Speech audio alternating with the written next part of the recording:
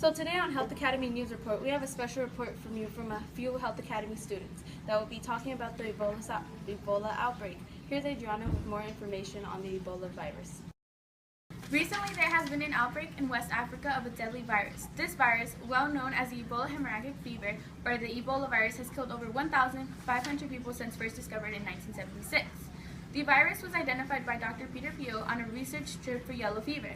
At the moment, Guinea is ground zero for this deadly disease. The Ebola virus has a 90% death rate. Most people with this virus die of uncontrollable blood loss. The host of this virus has yet to be 100% identified, but it is believed that bats are the original host and we are just accidental hosts. Now back to Ashley with more information on how to prevent or treat this disease and how to identify it. If you find yourself in areas with cases of Ebola, here are some symptoms to look out for in yourself and loved ones. Ebola can cause high fever, headaches, joint muscle aches, sore throat, weakness, stomach pains, lack of appetite, diarrhea, and excessive vomiting. To prevent this virus, you need to follow these procedures. Practice careful hygiene, avoid contact with animals or raw meat, monitor health, and most importantly, avoid contact with people who have the virus.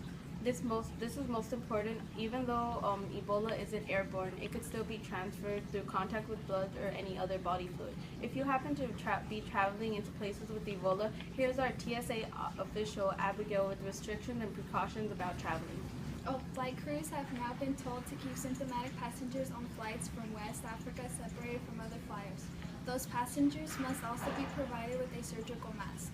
The captain of a U.S.-bound plane must report suspect cases of Ebola to the nearest quarantine station before landing.